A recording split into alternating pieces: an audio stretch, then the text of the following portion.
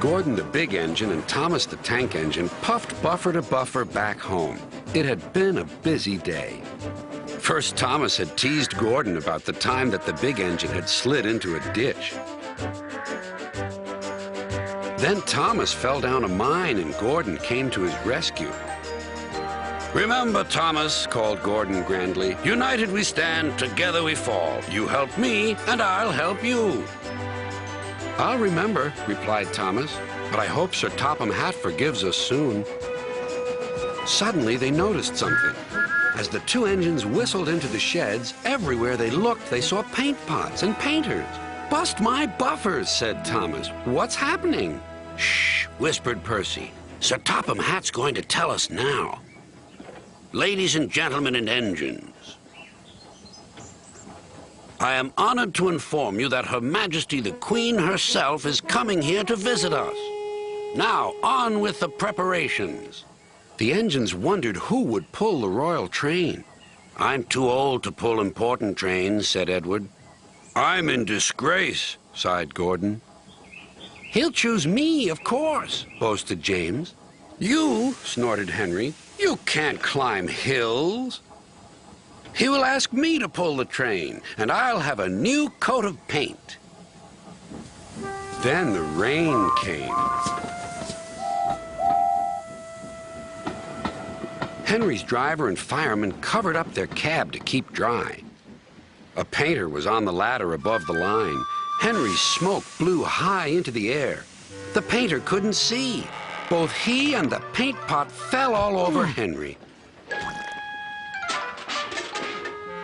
Poor Henry.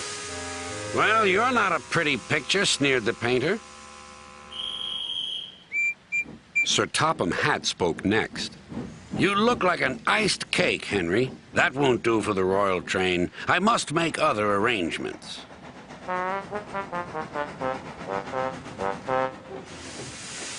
Gordon and Thomas were waiting for him.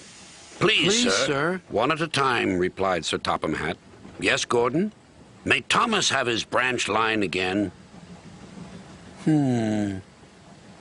"I think you are both sorry and deserve a treat. Edward will go in front to clear the line. Thomas will look after the coaches, and Gordon will pull the train."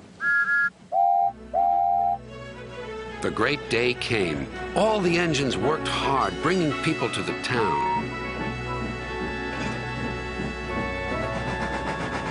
Thomas sorted out their coaches in the yard.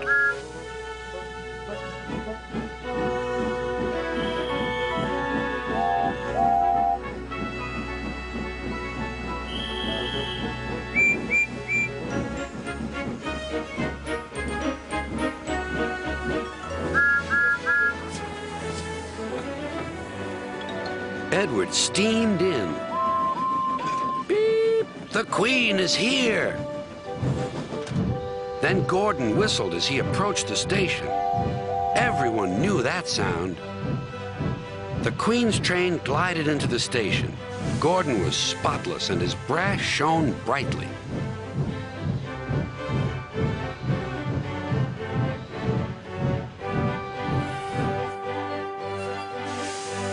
Sir Topham Hatt stood to attention. "Welcome, ma'am." The Queen thanked him for a splendid run and asked to see all the engines. "Beep, beep," whistled Toby and Percy. "Shh," hissed Henry and James. But Toby and Percy didn't care. "3 cheers for the Queen!" "Beep, beep," whistled the engines. When it was time to leave, the Queen spoke specially to Thomas, who fetched her coaches. Then to Edward, and finally to Gordon, who took her away. No engines ever felt prouder than those on Sir Topham Hatt's railway.